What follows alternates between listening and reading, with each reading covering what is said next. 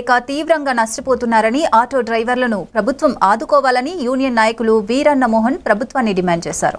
August 30న Vizianagaram జిల్లా Bobbili RTC complex నుండి MRO office వరకు ప్రదర్శన ధర్నా చేపడుతున్నట్లు తెలిపారు. ప్రభుత్వ లైసెన్స్ కలిగిన ప్రతి ఆటో డ్రైవర్కు సంవత్సరానికి 25,000 ఆర్థిక సాయం అందించాలని ఆయన తెలిపారు. రాష్ట్ర ప్రభుత్వం ఫ్రీ బస్సులు పెట్టాక ఆటో కార్మికుల పరిస్థితి చాలా దయనీయంగా మారింది. ఆటో కార్మికులకి ప్రభుత్వం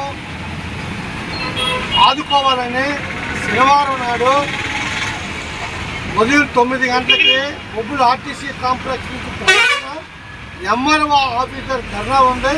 ప్రధానంగా ఆటో కార్మికులకి సంవత్సరానికి 25,000 రూపాయలు ఇచ్చి ఆదుకోవాలని, అలాగే బ్రేకు ఇన్సూరెన్స్ ప్రభుత్వమే అది కట్టాలని, అదేవిధంగా సంక్షేమ బోర్డు ఒకటి ఏర్పాటు చేయాలని ప్రధానమైనటువంటి డిమాండ్స్ మీద ఈ ధర్నా కార్యక్రమం జరుగుతూ ఉంది. అలాగే సెప్టెంబర్ 19 చెలో విజయవాడ రాష్ట్ర వ్యాప్తంగా ఆటో కార్మికులు చెలో విజయవాడ కార్యక్రమం పెట్టారు. దాన్ని కూడా ఈ నియోజకవర్గంలో ఉన్నటువంటి ఆటో కార్మికులు అందరూ కూడా జయప్రదం చేయాలని మేము ఆటో కార్మిక సంఘం నుంచి